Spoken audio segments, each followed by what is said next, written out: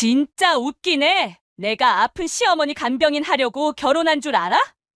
난 절대 못해. 내가 당신 엄마랑 한 집에서 살기 싫다니까. 그럼 엄마가 아프신데 그걸 도와주지도 않고 그냥 나 몰라라 하라는 거야? 그리고 엄마에 대한 건 내가 다 한다고 하잖아. 그래도 싫어? 그래. 솔직히 나 몰라라 하고 싶어. 뭐가 문제야? 당신 엄마잖아. 당신이 알아서 하라고. 나는 간병인이 아니라고. 그리고 일단 처음에는 당신이 하겠지. 그러고 나서 들어오시면 나한테도 시킬 거 모를 줄 알아? 그게 말이 돼? 당신이 내 아내인데 우리 가족이 이렇게 힘든 상황에서 어떻게 그럴 수가 있어? 내가 왜 당신 엄마 때문에 고생해야 돼? 난 그런 결혼 원한 적 없거든? 차라리 내가 이 집을 나갈게. 당신 엄마 모시고 싶은 대로 모셔. 나 상관없으니까. 사연을 듣고 난 후 각자의 의견을 댓글로 남겨주시기 바랍니다. 사연자분에게 큰 힘이 될 수 있습니다. 각색될 수 있고 사연자분의 입장에서 구성될 수 있습니다. 박석호 씨는 단란한 가정에서 자랐습니다. 그의 부모님은 서로를 존중하고 사랑하며 가정을 꾸렸고 석호 씨는 그 따뜻하고 안정된 환경 속에서 성장했습니다. 어릴 적 석호 씨는 가족과 함께 보내는 시간이 많았으며 주말마다 부모님과 소풍을 가거나 집에서 영화나 보드게임을 즐기며 행복한 시간을 보냈습니다. 아버지는 자주 석호 씨에게 세상에서는 가족이 가장 소중한 거라고 말했고, 어머니는 그가 어려움을 겪을 때마다 따뜻하게 위로해주고 격려해 주었습니다. 이러한 사랑 속에서 자란 석호 씨는 자연스럽게 가족의 중요성을 마음에 새기게 되었습니다. 그는 부모님의 든든한 지원을 받으며 학업에도 열심히 임했고, 친구들과도 좋은 관계를 유지하며 밝고 명랑한 성격을 키워나갔습니다. 그의 어린 시절은 밝고 따뜻한 추억들로 가득했고, 부모님과의 관계는 그의 삶의 지침이자 행복의 원천이 되었습니다. 그러나 석호 씨가 고등학생이 될 무렵 그의 인생에 큰 시련이 닥쳤습니다. 아버지가 전기공사 중 감전사고로 세상을 떠난 것입니다. 그의 아버지는 늘 성실하게 일하는 사람이었고 가정을 위해 헌신해 왔습니다. 아버지의 죽음은 예상치 못한 사고였기에 석호 씨와 가족에게 큰 충격을 안겨주었습니다.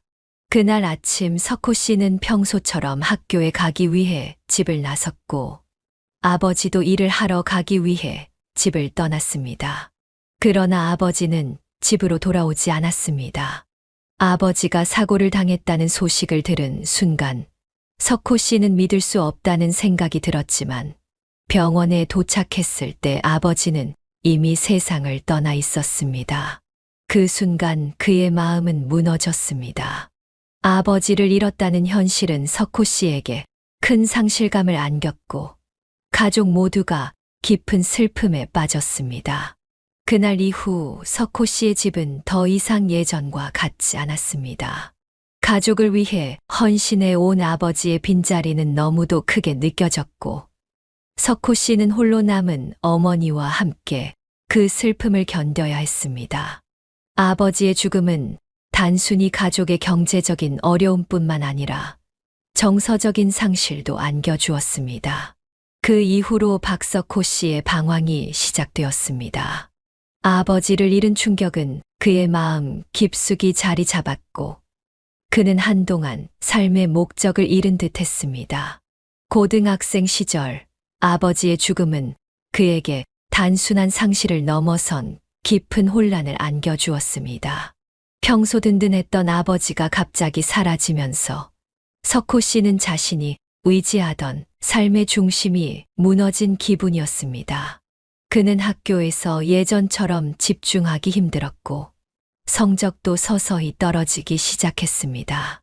집에 돌아와도 예전과 달리 정적이 가득한 집안 분위기는 석호 씨에게 큰 공허함을 남겼습니다. 어머니는 애써 슬픔을 감추고 있었지만 그조차도 석호 씨에게는 고통으로 다가왔습니다. 어머니를 위해 더 잘해야 한다는 생각이 들면서도 그 슬픔을 떨쳐내기가 힘들었습니다. 석호 씨는 혼란스러운 마음을 해결하지 못한 채 친구들과 어울리는 시간이 많아졌습니다. 그는 자주 밤늦게까지 밖에서 시간을 보냈고 방황은 점점 심해졌습니다. 학교 생활도 무기력해졌고 그는 자신의 인생에 대한 확신을 잃어갔습니다.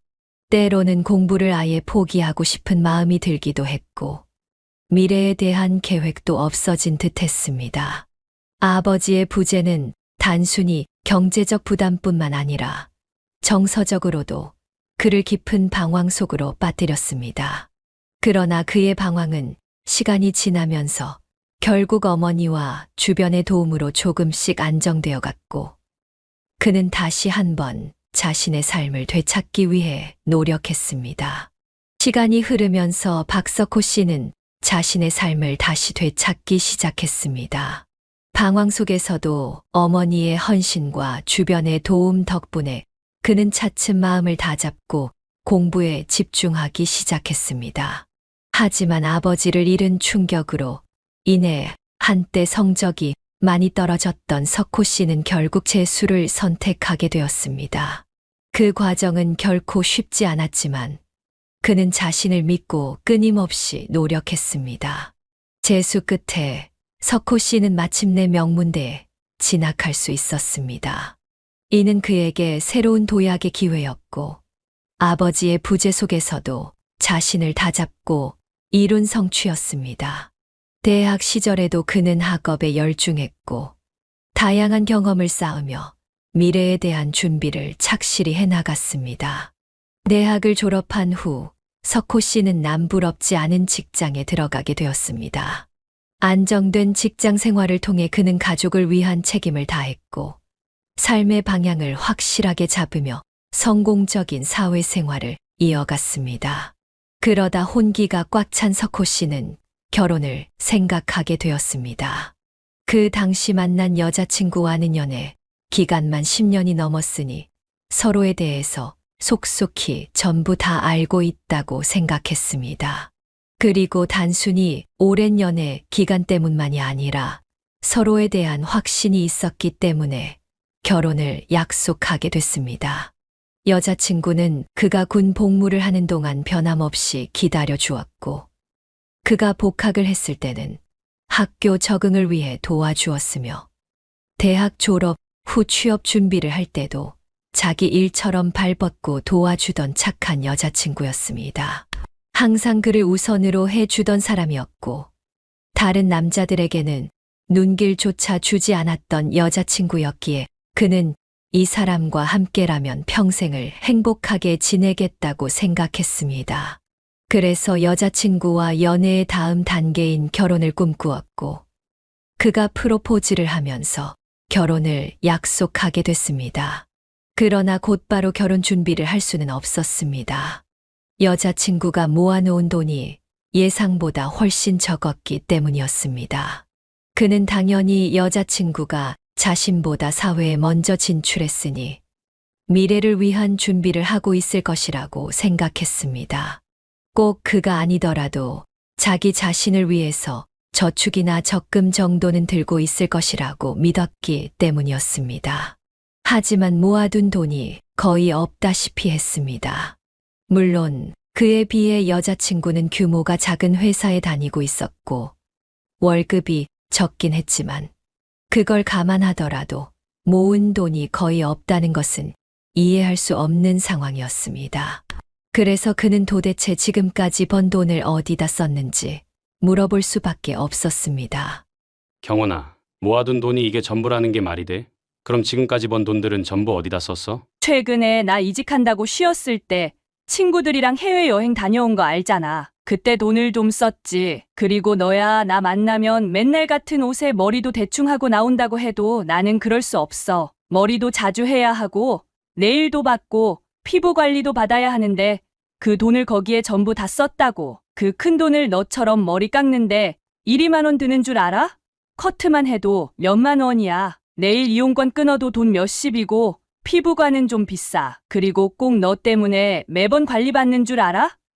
여자가 사회생활 하려면 어쩔 수 없어. 그런데 너 말을 뭐 그렇게 같은 말을 해도 좀 기분 안 나쁘게 하면 안 돼? 왜 나를 죄인처럼 몰아가? 방귀 낀 놈이 성낸다는 속담처럼 결혼을 앞둔 상황에서 여자친구는 자신이 번 돈을 허투루 쓴 것을 지적받자 오히려 큰 소리를 쳤고 삐치기까지 했습니다. 잘못 하나 없었던 그는 결국 토라진 여자친구의 마음을 풀어줘야 했습니다. 상황이 어떻게 됐든 간에 이미 프로포즈는 한 상태였고 결혼은 해야 했기 때문입니다. 그날부터 그들은 공동의 목표를 세우고 돈을 모으기 시작했습니다. 우선 결혼에 필요한 비용과 양가 부모님께 도움을 받을 수 있는 돈을 계산했고 거기에 맞춰 매달 모아야 하는 금액을 설정했습니다.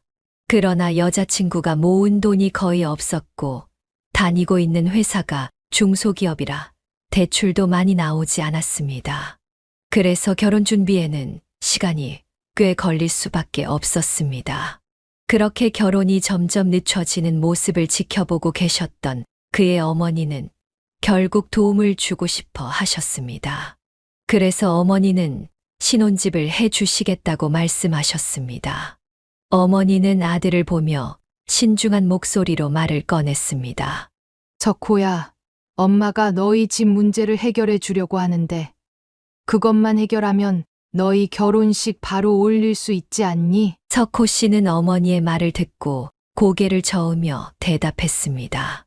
엄마, 그러지 않으셔도 돼요. 돈 거의 다 모아가고 있어요. 어머니는 단호하게 대답했습니다. 모으긴 뭘 모아? 그럼 진작에 경원이 데리고 와서 결혼 인사시키고 상견례도 했겠지. 부모가 자식 잘 사는 거 보려고 살지. 나 잘 살자고 샀니? 엄마 너희 신혼집 구해줄 여유돈 있어. 그거 받고 얼른 신혼집 구해서 결혼식 올려라. 너 이 연애도 오래 했는데 얼른 가정 꾸려서 행복하게 살아야지. 석호 씨는 머뭇거리며 대답했습니다. 아니에요. 일부 도움받는 건 몰라도 어떻게 전부를 받아요. 도와주시는 거면 저를 도와주시겠다는 돈에서만 빌려주세요. 더는 저도 부담스러워요. 석호 씨가 더 말을 잇자 어머니는 단호하게 반박했습니다. 엄마 돈이 왜 부담스러워? 그리고 그 돈, 네 아버지 사망보험금 안 쓰고 모아둔 돈이야. 내가 가지고 있어 봤자 쓸 수도 없는 돈이라고. 내 남편 목숨값을 어떻게 내가 쓸 수 있겠니?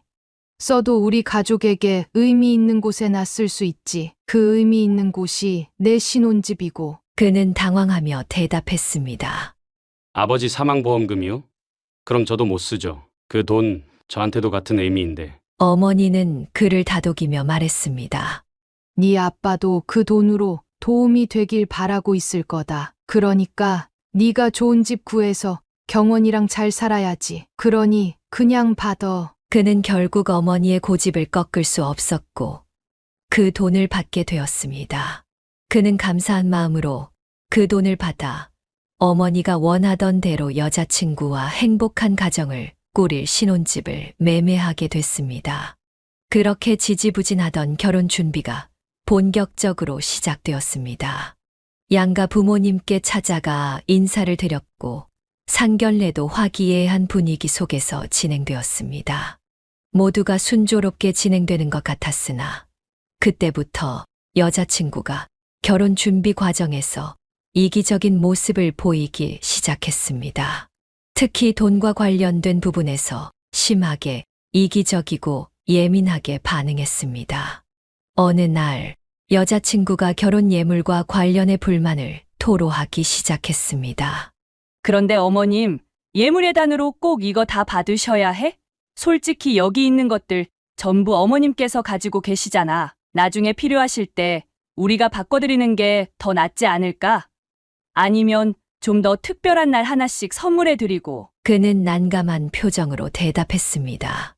그렇긴 한데 장인 장모님께 드리는 비용에서 맞춘 거라. 저번에 장모님께서 예단예물은 꼭 해야 한다고 말씀하셨잖아. 그러면 예단예물로는 각자 부모님께 다시 한번 말씀드려볼까? 아니 뭐 우리 집은 가진 게 별로 없으니까 이런 것들 받아도 다 유용하게 쓰고 기쁘긴 한데 어머님은 가지고 계셔서 별 반응이 없으실까 봐 그랬지. 아냐, 됐어. 그냥 해. 여자친구는 짧게 대답했습니다.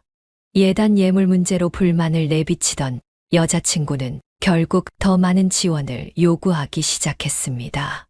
사실 이미 석호 씨의 집에서는 한 발짝 물러섰던 상황이었지만 여자친구는 계속해서 더 많은 지원을 요구했습니다. 결국 사소한 대화는 다툼으로 번졌고 그제야 여자친구는 솔직한 속내를 털어놓았습니다. 사실 우리 집 지금 형편이 많이 안 좋아. 아빠가 빚을 좀 졌어. 그런데 지금 일자리도 잘려서 원래 도와주겠다고 한 돈을 다 못 해주는 상황이야. 그래서 내가 그렇게 돈을 아끼려고 했던 거야. 미안해. 솔직하게 말하지 못해서. 석호 씨는 여자친구의 말을 듣고 잠시 할 말을 잃었습니다. 여자친구의 집안 형편이 최악으로 치닫고 있었던 것입니다. 그 때문에 여자친구가 돈에 집착하고 이기적으로 굴었던 것입니다. 그는 미안한 마음에 사과를 하며 여자친구를 이해해 주었습니다. 동시에 그는 결혼 후 두 사람이 버는 돈의 일부를 여자친구의 집안에 지원하기로 약속했습니다. 그렇게 모든 오해가 풀리고 이제 정말 결혼식만을 앞두고 있었을 때 예상치 못한 상황이 닥쳐왔습니다. 전국적으로 전염병이 시작된 것입니다. 사회 모든 것이 멈췄고 그들의 결혼식도 함께 멈춰버렸습니다. 그의 여자친구는 식을 언제 올릴 수 있을지 모르는 상황에 불안해하기 시작했습니다. 집안 형편이 어려워진 상태에서 결혼까지 늦춰지다 보니 석호 씨가 마음을 바꿀지도 모른다고 상상했던 것입니다.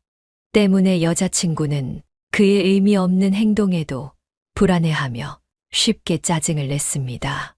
그는 그런 여자친구를 보며 몇 번이고 변하지 않을 자신의 마음을 확인시켜 주었지만 여자친구는 여전히 같은 모습을 보였습니다.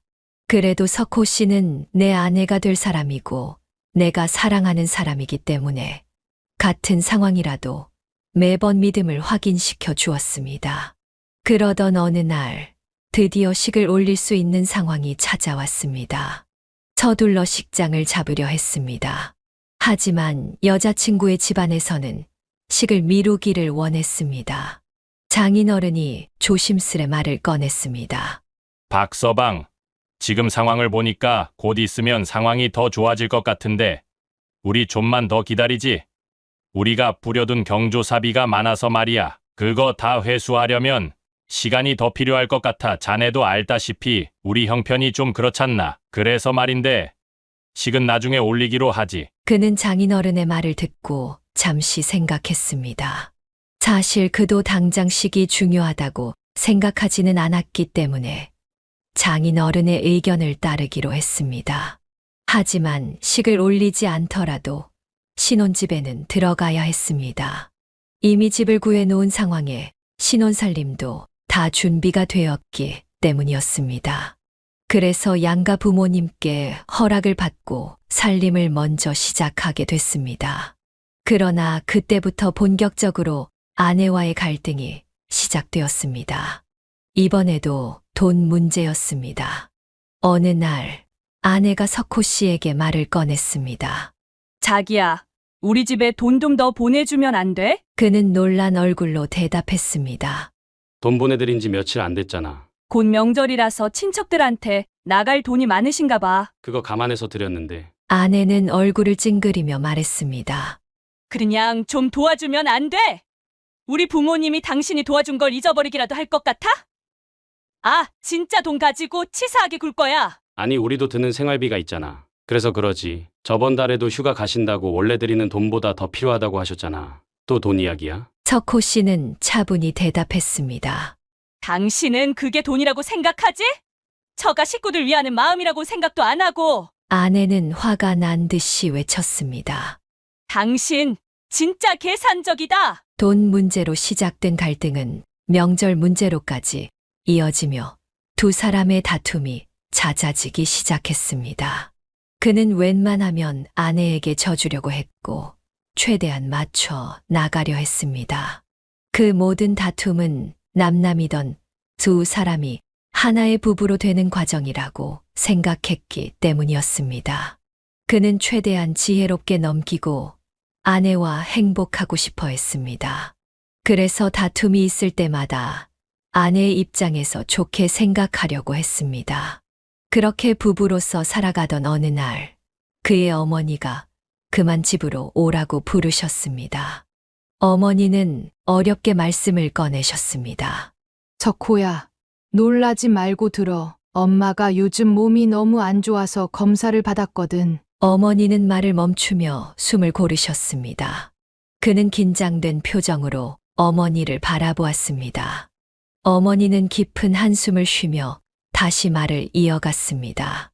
근데 병원에서 암일 수도 있다고 하더구나. 그래서 큰 병원으로 가서 검사를 받았는데 암이 맞다더라. 그것도 치료하긴 많이 늦었대. 연명 치료밖에 안 된다고 하더라. 그는 당혹스러운 표정으로 말을 더듬으며 물었습니다. 엄마, 그게 무슨 말이에요? 엄마가 왜 암에 걸려요? 그리고 증상이 이제 막 나타났는데 왜 치료가 안 된다고 그래요? 그 병원이 인력이 모자라서 그런 거 아닐까요? 저랑 다른 병원 가봐요. 어머니는 고개를 저으며 대답했습니다. 엄마도 믿기지 않아서 다른 병원에도 가봤어. 그런데 모두 똑같은 말을 하더구나. 미안하다, 석호야. 엄마가 병에 걸려서 자식에게 걱정이나 안기고. 어머니는 담담한 목소리로 말을 이어갔습니다. 그래도 엄마는 이 상황을 받아들이기로 했어. 시간이 얼마 남지 않아서 내 상황을 부정하느라 소중한 시간을 낭비하고 싶지 않아. 그러니까 너도 힘들겠지만 엄마가 처한 상황을 이해해 주길 바란다. 우리 남은 시간 정말 행복한 기억만 쌓자. 그래야 엄마가 너한테 덜 미안할 것 같아. 어머니는 이미 치료가 무의미한 말기암 판정을 받았고 의사 소견으로는 최대 6개월 정도밖에 남지 않았다고 했습니다. 그는 슬퍼할 시간이 없다는 걸 알았지만 눈물이 멈추지 않았습니다. 머릿속에서는 그동안 어머니에게 잘못한 일들과 미안했던 기억들만 떠올랐습니다. 그러나 어머니의 초연한 모습에 그는 그저 울고 있을 수만은 없다고 결심했습니다. 그는 억지로 웃음을 지으며 어머니의 말씀을 따르기로 했습니다. 얼마 남지 않은 시간 동안 어머니를 이 세상에서 가장 행복한 사람으로 만들어주겠다고 결심했습니다. 그때부터 여러 계획을 세웠습니다. 휴가를 내는 것이 눈치 보였지만 어머니는 회사보다 더 중요했습니다. 그래서 쓸 수 있는 휴가를 전부 다 사용해 어머니와 많은 추억을 만들려고 했습니다. 어머니의 약해진 면역력으로 이내 생각만큼 많은 곳을 돌아다닐 수는 없었지만 북적이지 않은 여행지에서 어머니와 뜻깊은 시간을 보낼 수 있었습니다. 그 뜻깊은 시간을 만드는데 아내도 큰 도움을 주었습니다. 아내는 회사 일로 인해 어머니와의 모든 일정을 함께하지 못했지만 웬만하면 어머니와 시간을 보내려고 노력했습니다. 그렇게 의미 있는 시간을 보내던 중 그는 자신의 행동이 바보 같았다는 것을 깨달았습니다.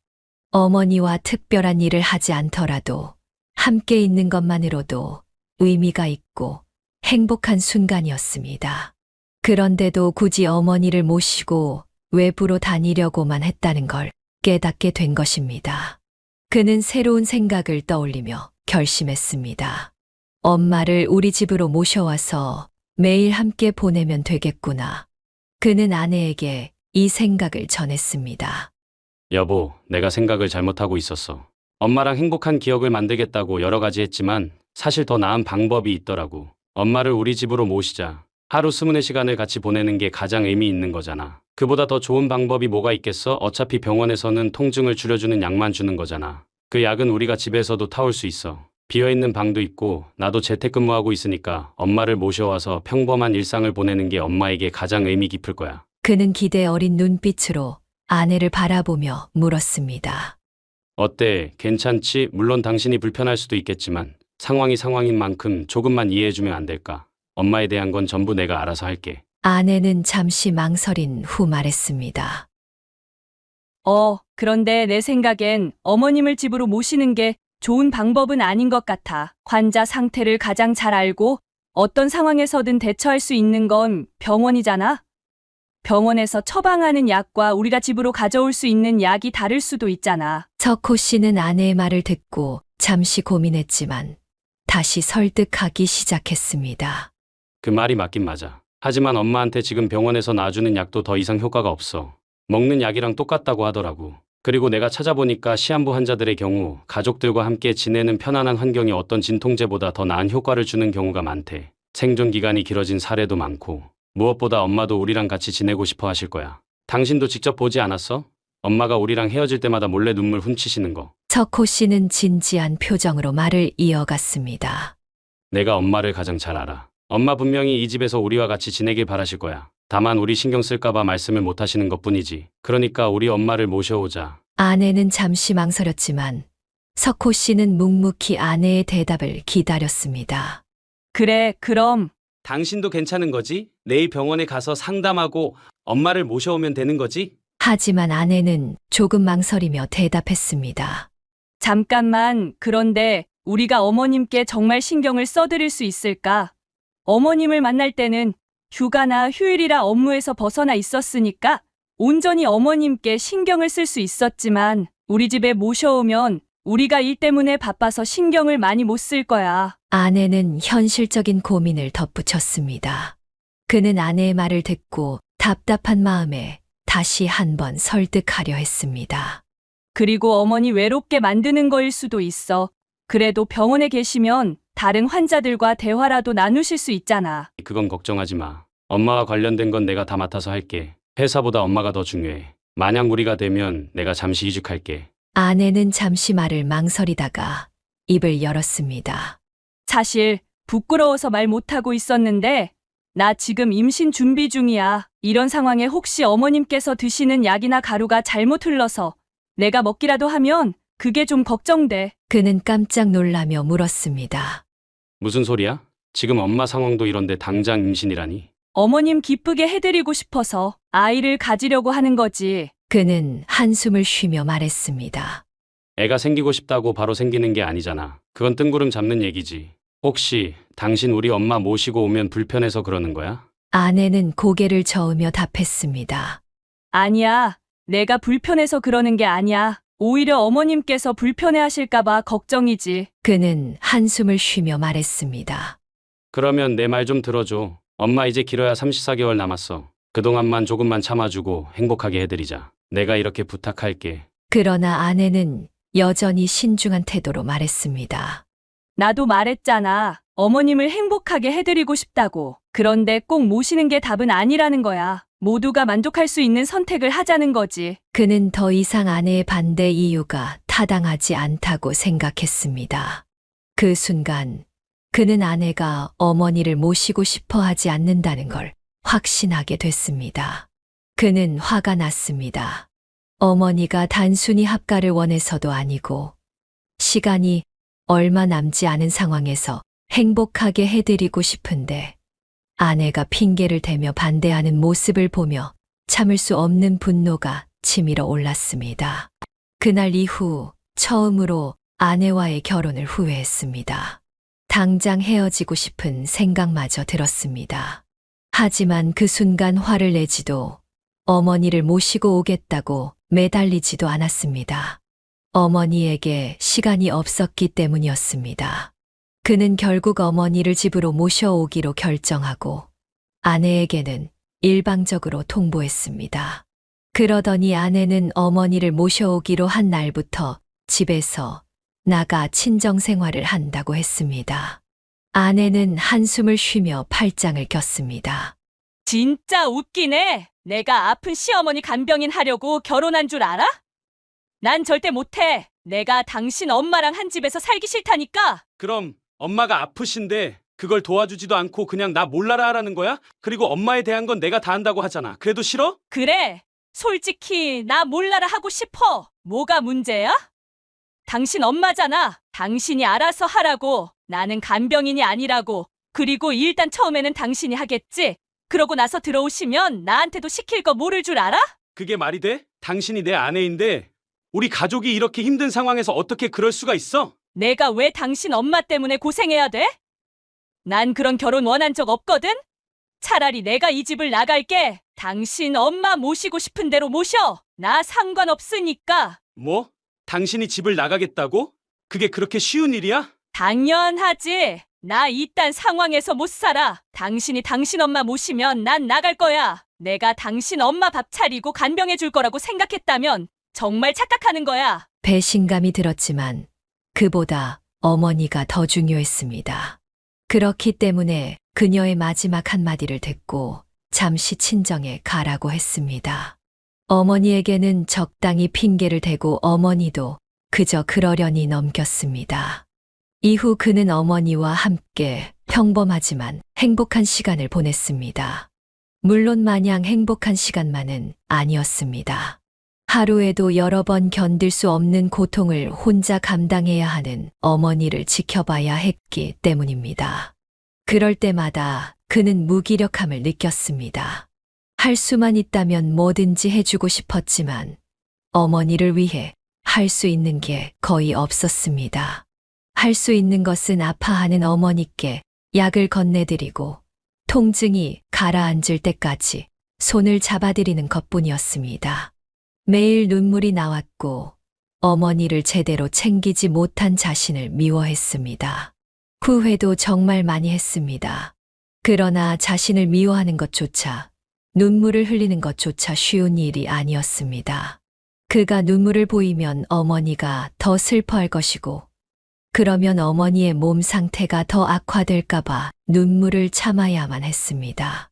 석호 씨는 화장실에 들어가 세수를 하며 몰래 눈물을 흘리곤 했습니다. 그럼에도 불구하고 어머니와 함께할 수 있는 시간이 주어진 것에 대해 감사하게 생각했습니다. 그리고 조금이라도 더 어머니를 곁에 두기 위해 건강 관리를 챙겨드렸습니다. 그러나 그의 노력에도 불구하고 어머니는 예정보다 훨씬 일찍 세상을 떠나셨습니다. 예상보다 빨리 찾아온 이별은 그의 인생에서 가장 큰 충격이자 슬픔이었습니다. 하지만 한편으로는 어머니에게 잘된 일이라고 생각했습니다. 끔찍한 고통에서 해방되셨으니 이제 하늘나라에서 아버지를 만나 행복하시기를 빌며 장례를 치렀습니다. 아내는 석호 씨 곁에서 빈소를 지키고 있었습니다. 사실 석호 씨는 그때까지도 고민을 하고 있었습니다. 어머니를 모시는 것에 반대했던 아내가 미웠었지만 3개월이 조금 안 되는 시간 동안 그 감정은 많이 가라앉아 있었기 때문이었습니다. 더군다나 아내와 그는 아직 결혼식을 올리지 않았고 혼인신고도 하지 않은 상황이었기 때문에 굳이 어머니의 빈소를 지키지 않아도 된다고 했습니다. 하지만 아내는 정신을 차린 것인지 시어머니 되는 분의 장례를 며느리가 어떻게 안 지킬 수 있겠냐며 빈소를 지키고 있었습니다. 아내뿐만 아니라 처가 식구들까지 모두 와서 그의 어머니 빈소를 찾아 위로해주고 장례를 치르는 내내 발벗고 도움을 주었습니다. 그러다 보니 파혼까지 할 필요가 있나 고민하게 되었습니다. 힘든 상황 속에서 아내와 처가 식구들의 행동이 정말 큰 힘이 되었기 때문이었습니다. 그러나 그런 행동들 모두가 계산된 행동이었다는 사실을 그는 장례식 마지막 날 알게 되었습니다. 날이 밝으면 달인을 해야 한다는 생각에 석호 씨의 마음은 답답하고 쓸쓸했습니다. 3일째 밤을 새고 있었기에 내일 발인에 지장을 주지 않으려면 잠시라도 눈을 붙여야 한다는 것을 알았지만 마음이 복잡해서 도저히 잠을 잘 수 없었습니다. 결국 뜬 눈으로 밤을 새고 있는데 아내가 석호 씨 옆으로 다가와 할 말이 있다고 했습니다. 당연히 위로의 말일 줄 알았는데 전혀 다른 이야기를 꺼냈습니다. 자기야, 할 말이 있는데 어머님 장례 치르는 동안 이런 부탁하는 게 좀 그렇다는 건 알지만 우리 쪽도 상황이 너무 급박해서. 무슨 일인데? 괜찮으니까 말해봐. 아내는 잠시 머뭇거리다 말을 이어갔습니다. 그러니까 그게 우리 아빠 엄마가 우리 신혼집에 들어와서 지내도 될까? 아빠랑 엄마가 최근에 투자했다가 돈을 거의 다 잃었거든. 거기다 크게 한 방 노린다고 다른 사람들 돈까지 빌렸는데 돈 빌려준 쪽에서 당장 해결 못 해주면 고소하겠다고 난리야. 우리 집에 무슨 여유돈이 있겠어? 있는 돈 없는 돈 다 끌어모아서 코인에 투자했는데. 석호 씨는 황당한 얼굴로 물었습니다. 뭐, 투자를 하셨다고? 빚까지 지시면서? 아내는 변명하듯 답했습니다. 부모님도 잘해보려고 그러셨던 거지. 요즘 다들 투자하잖아. 열심히 일해봤자 제자리 걸음이라서 그렇게라도 한번 잘 살아보려고 한 거야. 아내는 계속해서 부탁을 했습니다. 어쨌든 우리 부모님이 우리 신혼집에서 지내게 해줘. 그리고 내가 생각해봤는데 우리 부모님이랑 계속 같이 살면 좋을 것 같아. 당신도 어머님 돌아가시고 나면 쓸쓸할 텐데 내가 있다고 해도 나도 회사 일 바쁘고 나중엔 아기 본다고 당신 챙기기 힘들어질 거야. 그런데 우리 부모님이 같이 계시면 당신을 얼마나 챙겨주겠어? 그리고 내가 임신 관련 책을 봤는데 3대가 같이 사는 집에서 자란 아기가 사회성도 더 좋고 발달도 빠르다고 하더라고. 그러니까 나중을 생각해서라도 이게 좋은 선택이잖아. 어떻게 생각해? 당신에게도 좋은 일일 것 같은데? 아내의 말을 듣자 석호 씨는 시한부인 어머니를 신혼집에 3개월 동안만 모시겠다고 했을 때를 떠올렸습니다. 그때 아내는 이 핑계 저 핑계 대며 어머니를 신혼집에 들이지 않으려 했었습니다. 그런데 자기 부모님이 오갈 곳이 없게 되자 염치도 없이 신혼집에 들어오게 해달라고 부탁하는 아내를 보며 석호 씨는 분노가 치밀어 올랐습니다. 몇 개월 전에 아내가 한 행동이 있는데도 어쩌면 이렇게 뻔뻔하게 부탁할 수 있나 싶었습니다.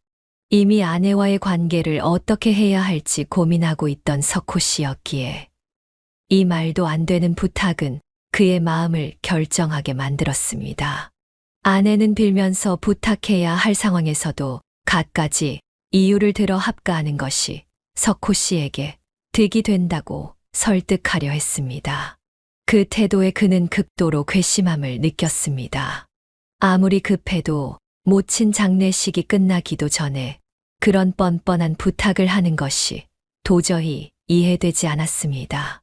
결국 석호 씨는 화가 났고 아내와 끝을 내겠다는 결심을 하게 되었습니다. 파호는 어머니 장례를 마친 후에 하기로 했습니다. 우선은 처가 식구가 신혼집에 머무는 것을 거절하려고 했습니다. 그러나 그가 입을 열기도 전에 처가 식구들이 아내의 말을 거들기 시작했습니다.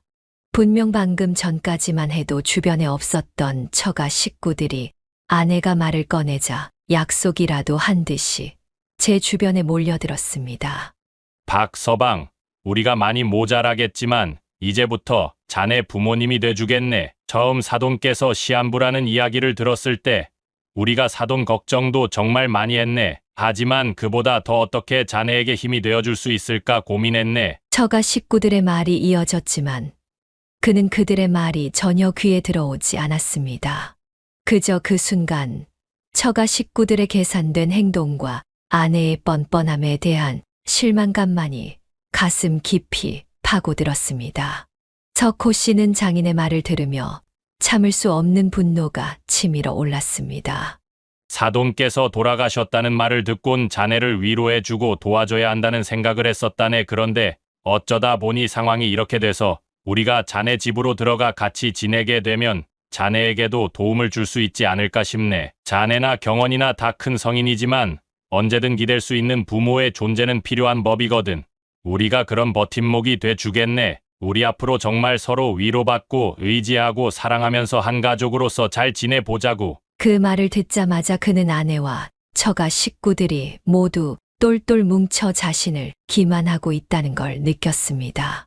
장인의 말은 그럴듯하게 들렸지만 그 말들이 모두 제 집에 눌러앉으려는 핑계라는 걸 알았습니다.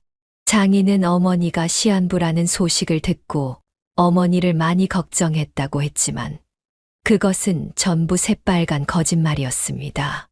그는 그 사실을 직접 확인할 수 있는 일들이 있었기 때문이었습니다.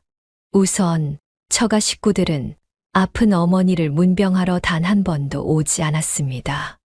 아내를 통해 간단한 손편지와 과일 선물 바구니를 보내왔지만 성이라고는 찾아볼 수 없었습니다. 문병을 오지 않은 것까지는 이해할 수 있었습니다. 그러나 처가 식구들이 입 밖으로 꺼낸 말들은 도저히 용서할 수 없었습니다. 어느 날 그는 어머니에게 필요한 속옷과 내일을 챙기기 위해 집에 잠시 들렀습니다. 그때 처가 식구들이 집에 와서 아내와 저녁 식사를 하고 있었습니다. 얼마나 시끌벅적하게 식사를 하고 있었는지 그가 현관문을 열고 들어오는 소리조차 듣지 못할 정도였습니다. 집 안에는 고기를 구워 먹으며 술을 마시는 냄새가 가득했습니다. 가족이 아프다고 해서 일상을 포기할 수는 없지, 라고 그는 생각했습니다. 그러나 그 다음에 들려온 장인의 말이 그의 심장을 찔렀습니다. 이렇게 우리 가족 모두 이 좋은 집에서 고기를 먹으니 참 좋구먼. 안 그러냐? 맘 같아선 이 집에 평생 살고 싶네. 아, 이거 너무 오래 아프면 안 되겠지만 짧고 굵게 아프다가 빨리 끝나야지. 장 서방이 어머니만 신경 쓰면 우린 매일 파티를 열 수 있잖아. 그는 그 말을 듣고 크게 숨을 들이마셨습니다. 장인은 웃으며 말을 이어갔습니다. 아, 뭐 너무 심했나? 근데 말이야, 우리가 이 집에 들어오는 건 안 되나? 방도 남아있고. 경원아, 어떻게 안 될까? 아내는 그 말을 듣고도 난처해하며 말했습니다.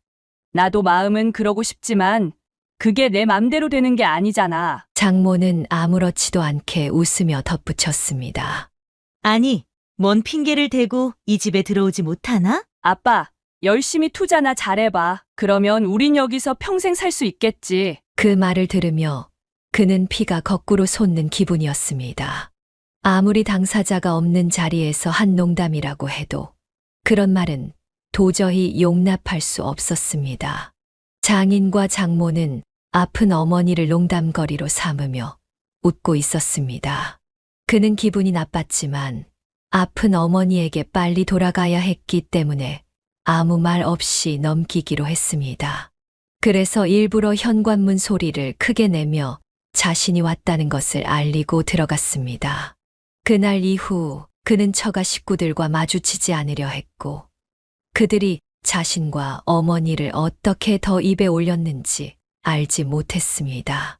하지만 집에 갈 때마다 술병과 남은 음식들의 흔적으로 그들이 자주 집에서 파티를 열었다는 사실을 알 수 있었습니다. 그들이 자신을 도와주려고 했다는 말은 새빨간 거짓말이었습니다. 정말 신경을 썼다면 어머니가 살아계시는 동안 그가 그것을 느낄 수 있는 행동을 보여주었을 것입니다. 아내가 몇 번 그런 행동을 보이긴 했지만 그것은 아내로서 눈치를 보며 한 행동일 뿐이었습니다. 그는 아내와 처가 식구들이 정말 괘씸하다고 생각했습니다. 단순히 집에 발들이지 말아라는 말로 끝내고 싶지 않았습니다. 그는 복수를 하고 싶었습니다. 처가 식구들이 긍정적인 대답을 기다리고 있는 상황에서 그는 어떻게 해야 이들에게 복수할 수 있을지 고민하기 시작했습니다. 그러다 한 가지 아이디어가 떠올랐습니다. 법적으로 조금 더 알아봐야 할 부분이 있었지만 법적인 문제가 없다면 아내와 파혼하는 동시에 처가 식구들에게도 복수할 수 있을 것 같았습니다. 그리하여 그는 아내의 제안을 수락했습니다. 그래, 처가 식구들이 우리 집에 들어와 지내도 괜찮아. 그가 허락을 하자 아내와 처가 식구들은 마치 장례식장이라는 사실을 잊은 듯 서로 얼싸안고 기뻐했습니다. 자신들에게 어떤 결과가 기다리고 있는지 전혀 알지 못한 채 말이죠. 그는 어머니의 장례를 치르고 마음을 추스르기도 전에 바쁘게 계획을 준비해야 했습니다. 법적인 부분에서 문제가 없는지도 알아봐야 했기 때문이었습니다. 그는 타이밍을 잘 맞춰 장인과 장모가 집을 팔고 자신들의 집으로 들어오는 그 순간 아내와 처가 식구들에게 선언할 계획이었습니다. 장인과 장모 그리고 아내가 설레고 기뻐하는 표정에서 충격과 낙담으로 변하는 모습을 보고 싶었기 때문이었습니다. 하지만 계획을 다 세웠다고 해서 실행되는 것은 아니었기에 그는 초조하게 기다릴 수밖에 없었습니다. 그러던 중 하늘도 아내와 처가 식구들에게 벌을 내려주려는 듯 정확한 타이밍에 계획을 도와줄 사람들을 만나게 되었습니다. 부동산을 통해서 말이죠. 그의 계획은 이러했습니다. 장인과 장모가 집을 팔아 남은 돈으로 빚을 갚고 그들이 그의 집으로 들어오는 순간 그는 자신도 집을 팔았다고 선언하며 그들에게 강제 퇴거를 통보하는 것이었습니다. 장인과 장모는 집을 팔아 빚을 갚았기 때문에 돈이 남아있지 않았고 아내 역시 씀씀이가 해펐기 때문에 그들은 당장 지낼 집을 구할 수 없을 것이었습니다. 한마디로 그들을 길거리에 나앉게 만드는 것이었죠. 그와 아내는 법적인 부부가 아니었기 때문에 그들이 집을 떠나지 않겠다고 버틴다 해도 석호 씨에게 돌아오는 피해는 없었습니다. 문제될 가능성이 있는 것은 사실혼 관계였지만 법적으로도 아내가 저지른 잘못으로 인해 사실혼이 인정되지 않을 확률이 높다고 들었습니다. 시한부인 어머니를 부양하지 않겠다고 한 아내와의 갈등이 별거로 해석될 수 있었고 이 경우 혼인 전 암묵적인 파혼으로 인정될 가능성이 컸습니다. 특히 아내와 처가 식구들이 아픈 어머니와 그에게 무관심했던 부분이 파혼을 증명하는데 큰 도움이 될 수 있다는 것이었죠. 이 계획을 실행하려면 매수자가 필요했는데 때마침 부동산에서 연락이 왔습니다. 그들은 가능한 빨리 계약을 진행하고 싶어 했습니다. 그는 연락을 받자마자 계약을 진행했고 혹시라도 매수자가 마음을 바꾸지 않도록 매매가를 조금 깎아주기까지 했습니다. 이렇게 해서 아파트 계약 날짜를 장인과 장모가 그의 집으로 이사 오는 바로 다음 날로 잡고 그는 틈틈이 자신의 짐을 어머니 집으로 옮기기 시작했습니다. 아내는 그 모습을 보고 부모님이 지낼 공간을 마련한다고 착각했습니다. 그리고 마침내 그날이 밝았습니다. 장인과 장모는 이사 비용을 아끼겠다며 오후 늦게 이사를 진행했고 저녁이 되어서야 이사를 마쳤습니다. 그들은 환심을 사기 위해 어딘가에서 한우를 사와서 고기를 구워 먹자고 했습니다. 이때 그는 더 이상 기다릴 필요가 없다고 생각했습니다. 때가 왔다는 것을 직감하고 계획을 실행하기로 결심했습니다. 원래 이삿날엔 중국집 음식이 기본인데 오늘은 특별한 날이니 고작 짜장면과 탕수육으로는 안 될 것 같아서 우리가 특별히 준비했네. 여기 한우와 7년 된 인삼주야. 오늘 몸보신도 하면서 앞으로 함께할 우리 가족의 행복을 기원해보자고. 그는 짧게 대답했습니다. 저는 괜찮습니다. 내일 정신이 없을 것 같아서 일찍 잠자리에 들어야 할 것 같네요. 장인은 당황한 얼굴로 물었습니다. 지금 잠자리에 들어도 얼마 못 잘 건데 그게 무슨 말인가? 내일 바쁘다니 이 집에 무슨 일 있어? 그는 침착하게 대답했습니다. 글쎄요. 내일 들어오시는 분들이 리모델링을 하신다고 했는지 기억이 잘 안 나네요. 장모는 깜짝 놀라며 물었습니다. 뭐, 이 집에 오는 사람이 우리 말고 또 있어? 아내는 당황하며 물었습니다. 자기야, 그게 무슨 말이야? 내일 누가 오는데? 그는 담담하게 말했습니다. 당연히 이 집을 구매하신 분들이 들어오겠지. 그러니까 당신도 빨리 자야 해. 내일 아침부터 당신 부모님 모시고 지낼 곳을 찾으려면 고생 좀 할 텐데. 아내는 이해할 수 없다는 표정으로 다시 물었습니다. 뭐? 당신 지금 무슨 말 하는 거야? 장인은 크게 웃으며 말을 이었습니다. 박서방, 지금 뭐 하는 건가? 우리 오기 전에 술이라도 한 잔 걸쳤나? 석호 씨는 냉정하게 대답했습니다. 장난이요? 장인어른, 장모님, 이건 장난이 아니에요. 내일이면 이 집에 새 주인이 들어옵니다. 그러니 오늘 고기 구워 먹으면서 즐길 시간은 없겠네요. 장인은 웃음을 잃으며 말했습니다. 박서방, 그게 정말인가? 그는 단호하게 고개를 끄덕이며 대답했습니다. 예, 맞습니다. 이제 이 집은 제 집이 아니에요. 그러니 내일 아침부터 부모님과 지낼 곳을 찾아보셔야 할 겁니다. 그는 단호하게 말을 이어갔습니다. 저는 진지하게 두 분을 걱정하는 겁니다. 진짜로 내일 이 집에 다른 사람들이 들어옵니다. 그러니까 내일까지 여기 있는 짐들을 다 빼세요. 저 이 집 정말로 팔았거든요. 장인은 황당한 표정으로 물었습니다. 뭐? 집을 팔아? 그게 무슨 말도 안 되는 소리인가? 그는 냉정하게 대답했습니다. 왜 안 됩니까? 이 집 저희 어머니가 사주신 제 집인데 제 집을 제가 팔겠다는데 뭐가 말이 안 되죠? 아내는 믿을 수 없다는 표정으로 물었습니다. 당신 왜 이래? 나랑 헤어지고 싶어서 이러는 거야? 아니면 무슨 깜짝 이벤트라도 있어서 이러는 거야? 그거라면 제발 말조심 좀 해. 그는 날카롭게 반박했습니다. 말조심은 당신과 당신 부모가 해야지. 당신들 가족끼리 뒤에서 우리 엄마와 나를 농담거리로 삼은 건 기억 못해? 그리고 당신이 아픈 우리 엄마를 모시기 싫다며 내 집에 들이지 말라고 했는데 당신 부모는 내 집에 들이는 게 말이 된다고 생각해? 아내는 당황한 얼굴로 물었습니다. 헤어지고 싶다고? 진짜로? 그는 단호하게 대답했습니다. 그래, 나 너랑 파혼할 거야. 이제 내 짐은 거의 없거든. 내가 짐을 다 가지고 나가면 우리 사이는 끝이야. 이제 무슨 말인지 알겠어? 집에서 쫓겨나게 생겼다는 걸 알겠냐고. 아내는 충격을 받은 표정으로 말했습니다. 이건 말도 안 돼. 이건 혼인빙자 사기야. 우리가 식만 올리면 되는 상황이었고 몇 개월간 같이 살기까지 했는데 파혼이 될 것 같아? 당신 나랑 헤어지려면 이혼 소송해야 해. 그런데 우리가 뭘 잘못했는데 당신이 이혼 소송을 할 수 있겠어? 화난 건 이해하지만 이렇게 한다고 당신 원하는 대로 될 것 같아? 우리가 혼인빙자로 고소할 수도 있어. 그러니까 다시 생각해봐. 응. 장인도 거들며 말했습니다.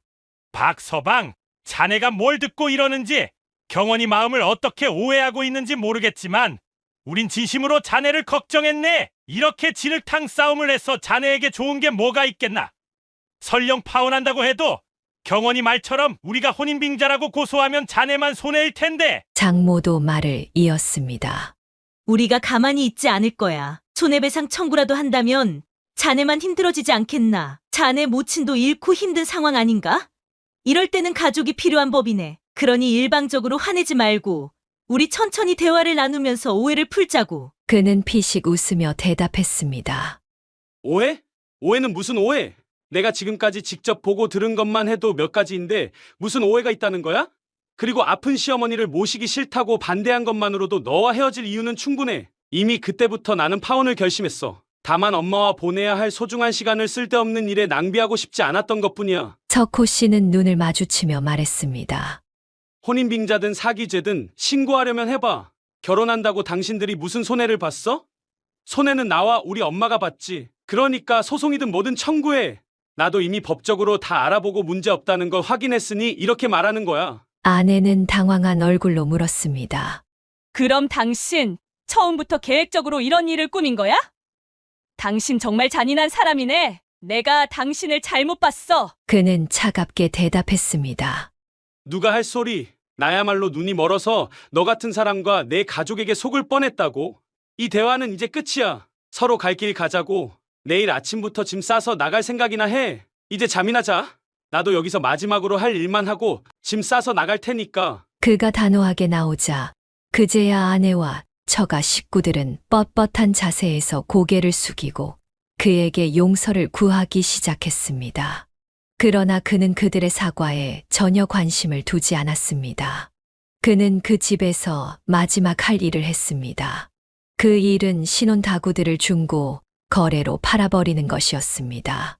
차례대로 구매자들이 집을 찾아왔고 하나씩 가구를 내보냈습니다.